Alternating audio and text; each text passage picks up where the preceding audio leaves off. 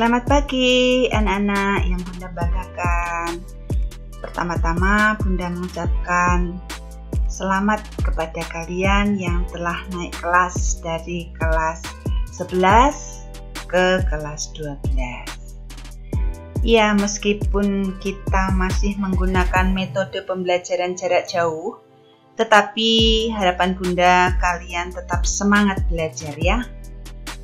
Karena kita harus tetap maju untuk menggapai cita-cita.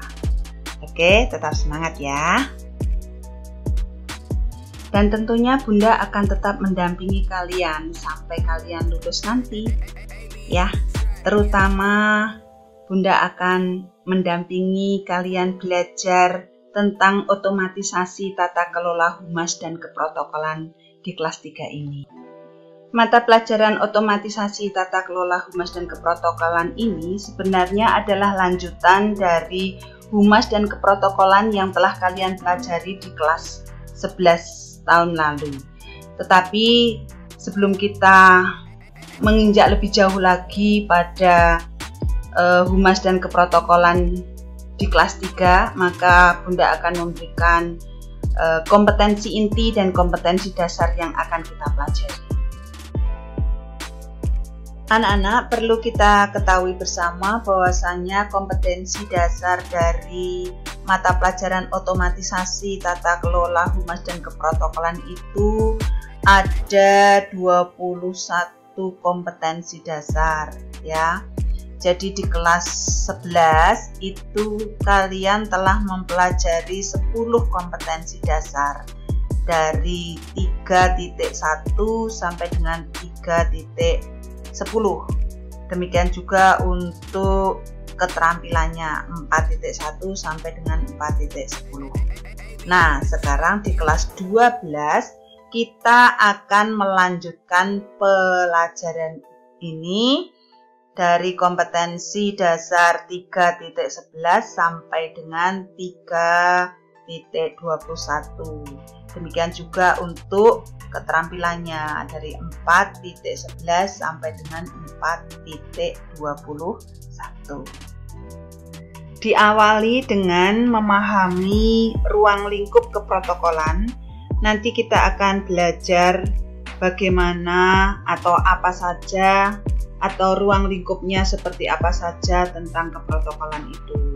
Kemudian diakhiri dengan melakukan pengelompokan ruang lingkup keprotokolan. Ya. Kemudian nanti yang kedua, kita akan belajar memahami regulasi bidang keprotokolan. Dan di sana nanti keterampilannya melakukan pengelompokan regulasi bidang keprotokolan. Dilanjut lagi, yang ketiga adalah menerapkan kegiatan keprotokolan. Dan untuk keterampilannya, kita akan belajar melaksanakan kegiatan keprotokolan. Dan keempat, itu menerapkan persiapan penyelenggaraan pertemuan rapat. Ya, kita akan belajar bagaimana cara mempersiapkan penyelenggaraan rapat itu. Dan tentunya kita akan mencoba untuk mensimulasikan bagaimana cara mempersiapkan penyelenggaraan rapat itu, ya, melakukan persiapan penyelenggaraan pertemuan rapat. Yang kelima, kita akan belajar menerapkan penyelenggaraan pertemuan rapat. Ya, di sini kita akan belajar juga keterampilan bagaimana cara menyelenggarakan pertemuan rapat itu. Kita akan belajar simulasinya bersama-sama nanti dengan kelompok ya. Setelah kita belajar bagaimana cara mempersiapkan dan menyelenggarakan pertemuan rapat, kita akan belajar bagaimana cara menerapkan notula pertemuan rapat. Dengan cara nanti keterampilannya kita akan membuat notula pertemuan rapat. Itu ada di KD ke-16 ya. Jadi ke-6 nanti kita akan belajarnya. Kemudian yang ketujuh yaitu menerapkan pembuatan susunan acara kegiatan. Kita akan belajar bagaimana cara membuat susunan acara kegiatan ya. atau biasanya disebut dengan rundown acara. Kemudian setelah kita belajar atau bisa menyusun acara kegiatan, kita akan belajar menerapkan pelaksanaan kegiatan pembawa acara atau Master of Ceremony, biasa disebut atau disingkat dengan MC ya. Kita juga akan belajar mempraktikkan bagaimana cara menjadi seorang pembawa acara yang baik itu ya. Jadi di sini melaksanakan kegiatan pembawa acara atau MC itu keterampilannya adalah kita mencoba untuk satu persatu belajar menjadi seorang pembawa acara ya. Selanjutnya yaitu yang ke-9 atau 19, menerapkan penyusunan perjalanan dinas atau biasa disebut dengan itinerary ya. Nah, kita untuk keterampilannya akan menyusun daftar perjalanan dinas pimpinan. Dan di penghujung dari mata pelajaran otomatisasi tata kelola humas dan keprotokolan ini, kita akan belajar menerapkan penyimpanan dokumen administrasi humas dan keprotokolan, juga mengevaluasi kegiatan administrasi humas dan keprotokolan. Nah, nanti untuk keterampilannya kita akan belajar melaksanakan penyimpanan dokumen administrasi humas dan keprotokolan, sama seperti ketika kita belajar kearsipan di kelas 10 ya.